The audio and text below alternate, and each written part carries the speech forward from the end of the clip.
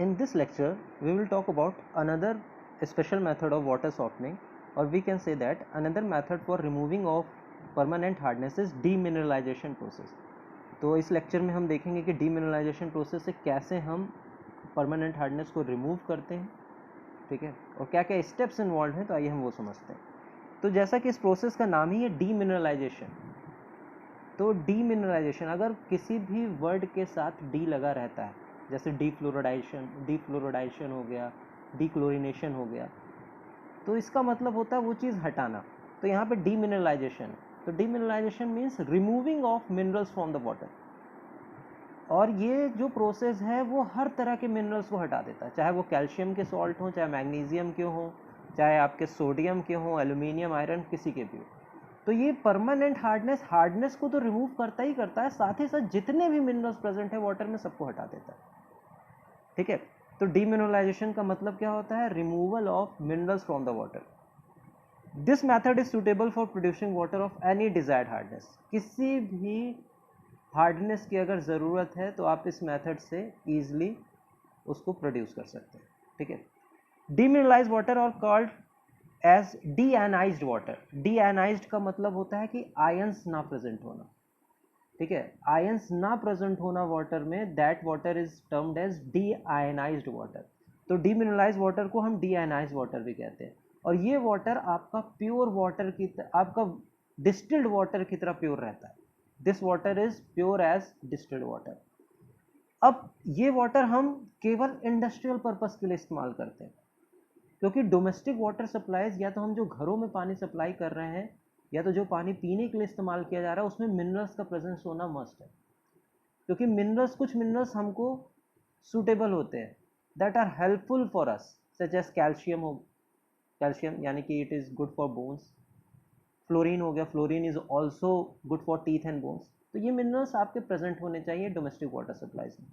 लेकिन आपका industrial purpose के लिए ये वाटर सूटेबल है, क्योंकि इंडस्ट्रियल वाटर में हमें बेसिकली बॉयलर्स में इस्तेमाल करना है वाटर, तो आप वो चाहेंगे कि ज़ीरो हार्डनेस का वाटर, या तो उसमें कोई भी मिनरल्स प्रेजेंट ना हो। तो डीमिनरलाइजेशन प्रोसेस की बात ये हो गई। डीमिनरलाइज वाटर क्या होता है ये भी हम जान गए। अब इस प्रोसेस से अगर हम समझें कि कैसे हम मिनरल्स को रिमूव करते हैं, तो हम मिनरल्स को रिमूव करते हैं दो स्टेजेस में। इस डायग्राम की मदद से हम वो शो कर सकते हैं, ठीक है। टू स्टेजेस में हम वाटर को, मिनरल्स को रिमूव करते हैं फ्रॉम द वाटर। क्या होता है, पहले हम अपने हार्ड या मिनरलाइज वाटर को हम कटायन एक्सचेंज रेजिन से पास करते हैं, ठीक है। फिर जो कटायन एक्सचेंज रेजिन से पास होने के बाद जो पानी मिल रहा है, जो वाटर मिल रहा है, उसको हम पास करते हैं एनायन एक्सचेंज रेजिन से, ठीक है। अब जो उससे वाटर मिल रहा है that is free from minerals. तो ये जो एक्सचेंज रेजिन्स हैं ये बेसिकली लेयर्स हैं, यानी कि कटायन एक्सचेंज रेजिन्स की लेयर रहती है या तो बेड रहती है, और अनायन एक्सचेंज रेजिन की बेड और लेयर रहती है। अगर हम इसको एक सिंप्लीफाइड व्यू देखें, कि अगर इसके इक्विपमेंट का एक सिंप्लीफाइड व्यू देखेंगे, तो इसका इक्विपमेंट का सिंप्लीफाइड व्यू कुछ ऐसा होगा, ठीक है।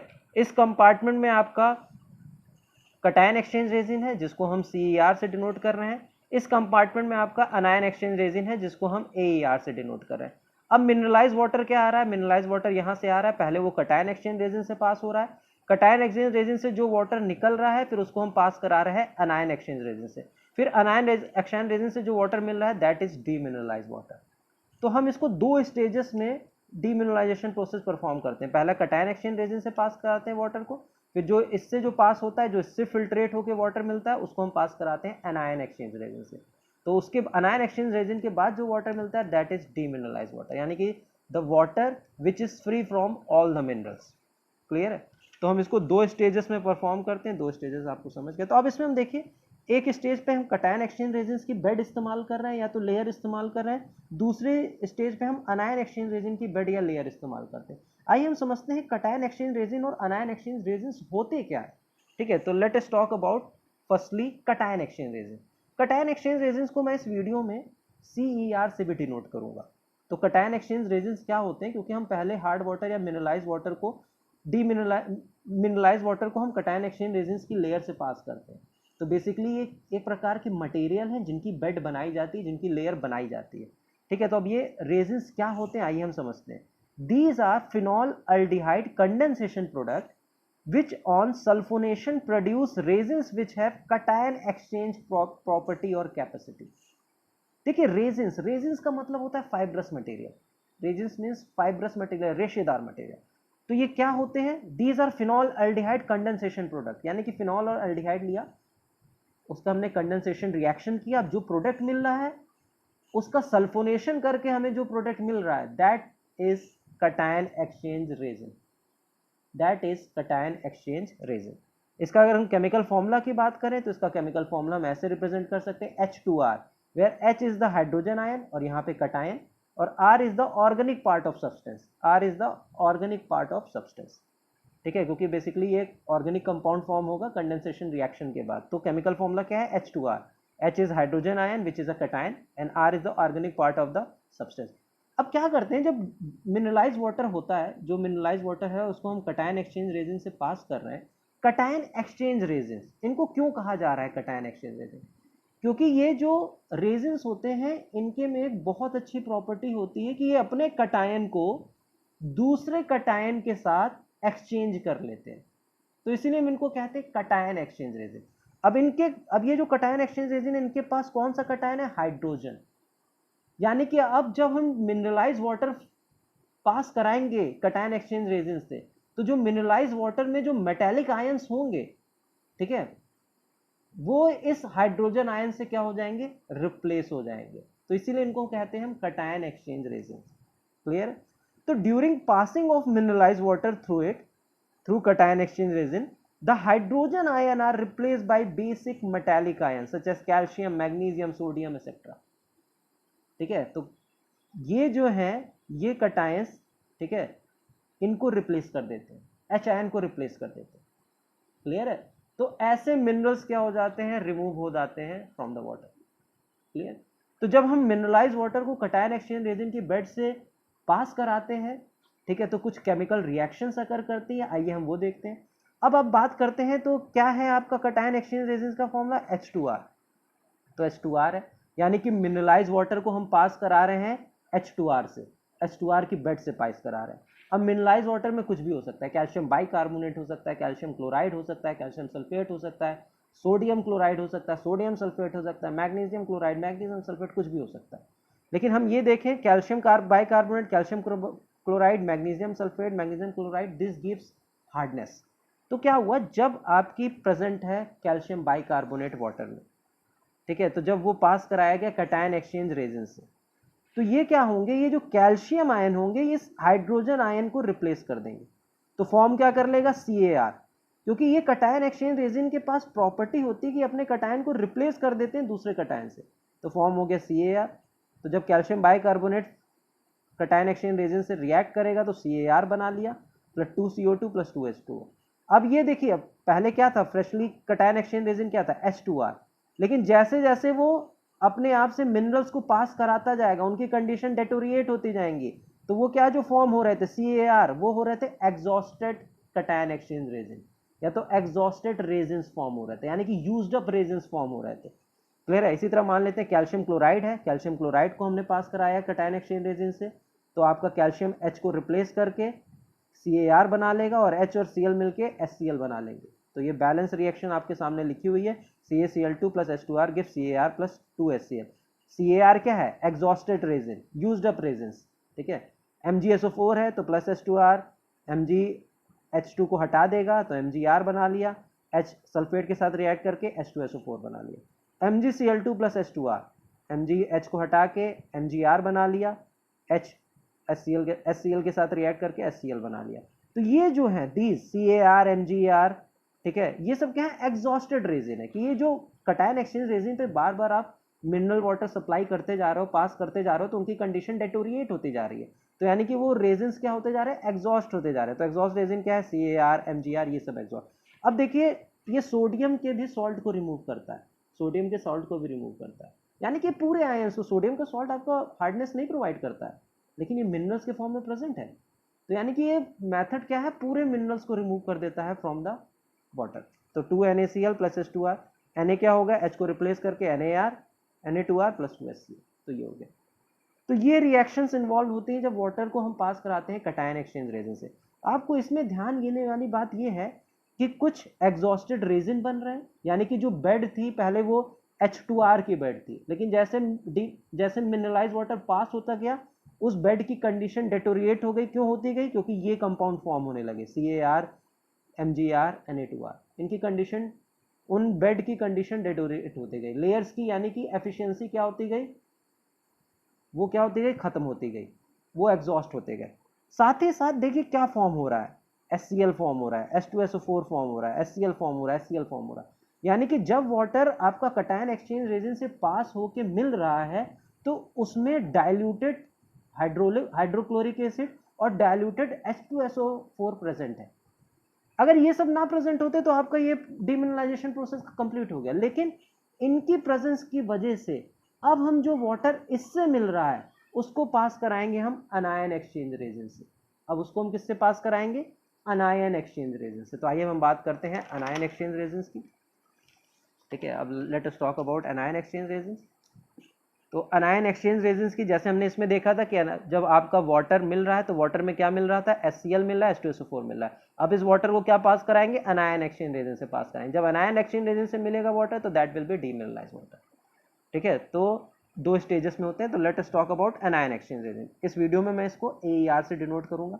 तो अनायन इन रेजिन की बेड बनाई जा रही है, यानी कि किसी मटेरियल की बेड बनाई जा रही है, लेयर बिछाई जा रही है। तो पहले ये सब्सटेंस होते क्या, आइए हम वो देखते हैं। These are substance formed by condensation of amines with formaldehyde, यानी कि अमीन्स लिया, फॉर्मल्डिहाइड लिया, उनका कंडेंसेशन रिएक्शन किया, अब जो प्रोडक्ट मिल रहे हैं दैट इज अनायन एक्सचेंज रेजिन। ठीक है, अब केमिकल फॉर्मूला क्या होता है इनका? ROH। R क्या होता है? Organic part of substance. OH क्या होता है? Hydroxyl ion. यहाँ पे अनायन क्या है? OH ion. अनायन एक्सचेंज रेजिन, समझिएगा बात को, ये अपने अनायंस को रिप्लेस कर देते हैं दूसरे अनायन से, तो इसीलिए इनको अनायन एक्सचेंज रेजिन्स कहा जाता है। यहां पे अनायन क्या है? OH है। OH को ये अपने रिप्लेस कर देंगे किसी दूसरे अनायन से। ठीक है, तो चलिए अब हम बात करते हैं। अब इसमें देखिएगा कि जब कटायन एक्सचेंज रेजिन से पानी आ रहा था तो उस पानी में HCl था, H2SO4 था, यानी कि क्लोराइड आयन थे और ये सल्फेट आयन थे। These are anions. तो ये जब वाटर के साथ प्रेजेंट रहेंगे और वो जब कटायन एक्सचेंज रेजिन से अनायन एक्सचेंज रेजिन से पास होंगे तो अनायन एक्सचेंज रेजिन का OH इनको रिप्लेस कर देगा, Cl माइनस सल्फेट 2 माइनस, इनको क्या करेगा? रिप्लेस कर देगा। तो these are capable of replacing anion such as chloride, sulfate with their hydroxyl ion. ठीक है, यानी कि ये अगर वाटर में क्लोराइड आयन, वाटर में सल्फेट आयन, ये सब अगर प्रेजेंट है तो ये अपने OH आयन से उन आयंस को क्या कर देंगे? रिप्लेस कर देंगे। तो water which is coming out from CaR, यानी कि जो वाटर हमको कटायन एक्सचेंज रेजिन से मिल रहा था उसमें क्या था? उसमें था HCl था, H2SO4 था। ठीक है, डाइल्यूटेड फॉर्म है, तो इनको रिमूव करना है।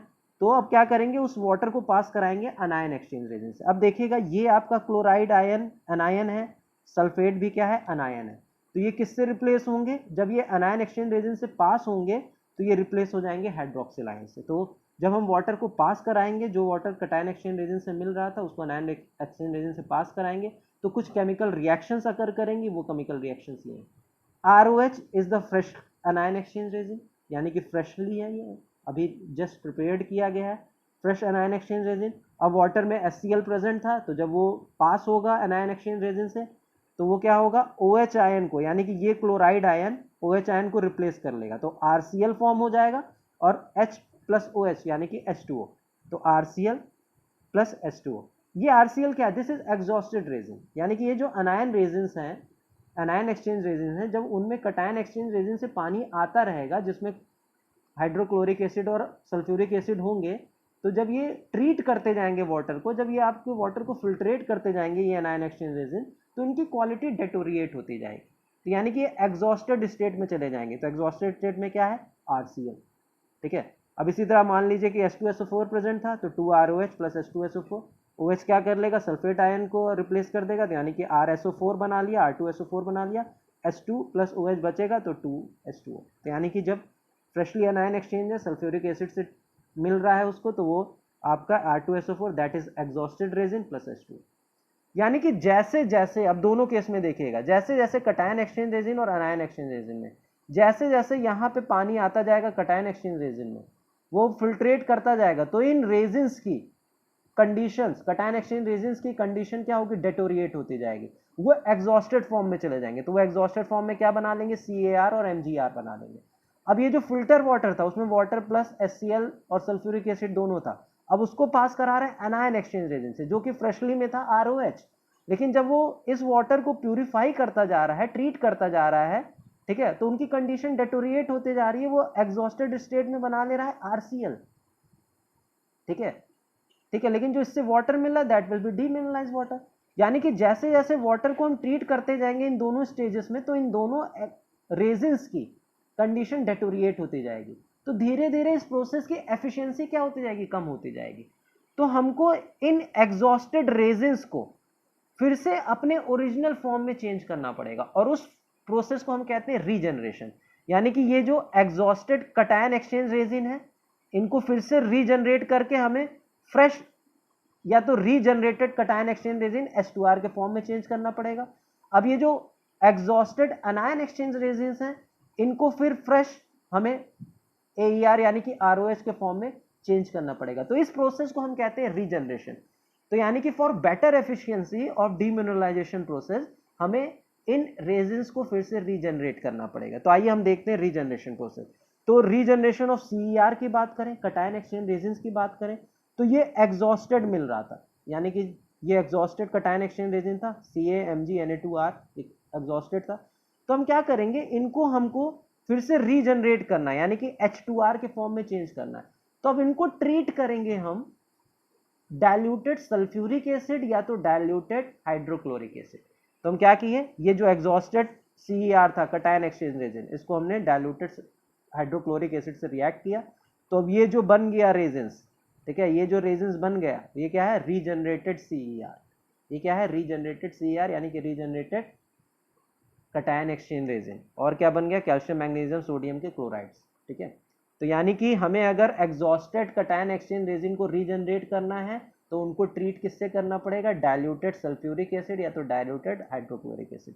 अब ये रिएक्शन है हाइड्रो सल्फ्यूरिक एसिड के लिए, तो CaMgNA2R प्लस H2SO4 क्या बना लिया, ये regenerated CER, calcium magnesium sodium के सल्फेट।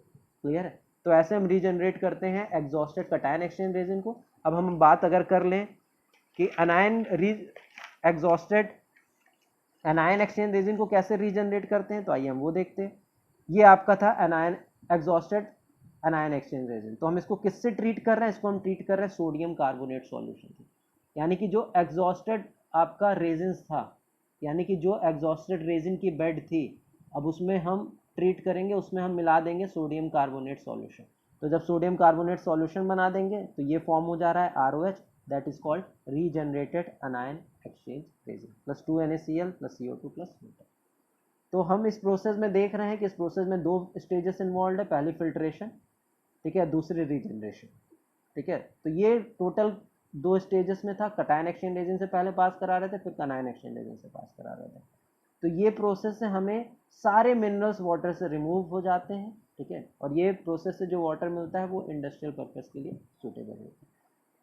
तो अब नेक्स्ट लेक्चर में हम देखेंगे lime soda process. Thank you.